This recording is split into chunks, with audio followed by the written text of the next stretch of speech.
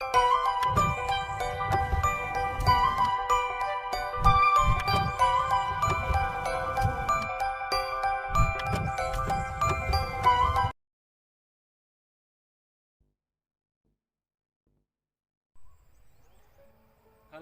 selamat pagi sahabat pecinta Mutiara Sabda ANC.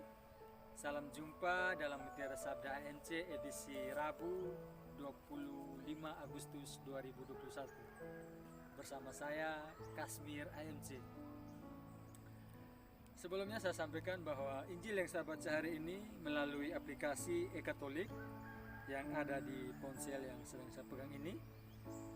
Dan kebetulan karena saya sedang berada di luar sehingga saya tidak sempat membawa Alkitab, dan saya memutuskan langsung membaca kitab suci dari aplikasi e-Katolik.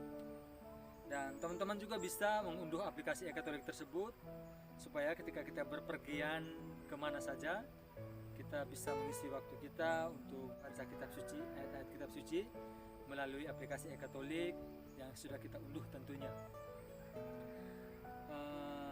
Saya lanjutkan bahwa Injil yang diperdengarkan kepada kita pada hari ini atau yang disajikan kepada kita hari ini diambil dari Injil Matius bab 23 ayat 27 sampai 32. Sejujurnya bahwa sebagai seorang awam saya harus mengakui bahwa saya sangat sulit untuk menerjemahkan atau menafsirkan kira-kira apa sih maksud yang ingin disampaikan penginjil dalam Injil Matius tersebut, di mana mengisahkan tentang Yesus mengancam ahli-ahli Taurat dan orang-orang Farisi.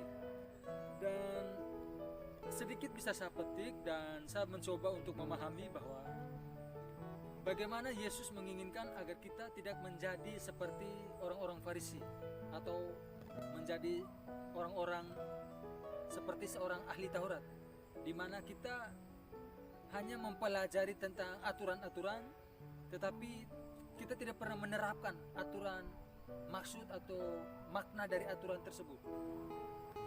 Kita diharapkan dari bacaan Injil hari ini bahwa kita supaya jangan menjadi pribadi yang munafik, bahwa kita tampil apa adanya. Jangan ketika kita berada di tengah banyak orang supaya terlihat bahwa kita termasuk orang yang saleh dalam hal berdoa, ya kita kemudian mulai berdoa. Atau ketika misalnya dalam sebuah tempat kerja, seorang bawahan akan berusaha mencari perhatian atasannya dengan berusaha untuk giat bekerja atau mulai mencari muka di depan atasannya supaya terlihat bahwa dia sangat rajin, dia benar-benar giat bekerja. Nah, itu yang diharapkan dari bacaan Injil hari ini, bahwa kita jangan sampai menjadi pribadi yang seperti itu. Dan ada satu kutipan yang menarik dalam bacaan tersebut, dalam bacaan Injil hari ini, bahwa Yesus mengatakan bahwa kalian adalah keturunan pembunuh para nabi.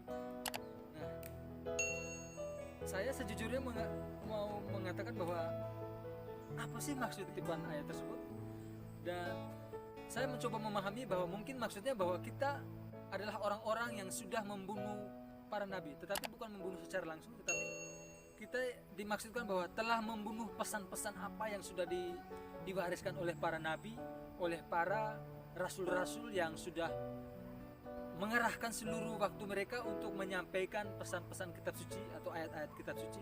Pembunuh para nabi di sini maksudnya bahwa pembunuh pesan-pesan yang mematikan pesan-pesan dari para nabi, tidak menjalankan ajaran, tidak menjalankan pesan-pesan yang disampaikan oleh para nabi.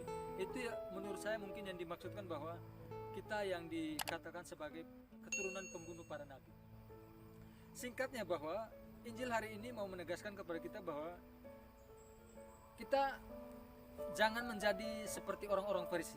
Itulah yang dimaksudkan oleh Yesus, bahwa orang-orang Farisi, orang-orang munafik yang hanya mau terlihat baik di luarnya saja, tetapi ternyata di dalam diri kita, di dalam hati kita, kita ternyata menyimpan hal-hal kegelapan, hal-hal yang menurut kitab suci sangat tidak perlu kita simpan dalam diri kita. Dalam artian kita harus menjadi pribadi yang lebih tampil apa adanya.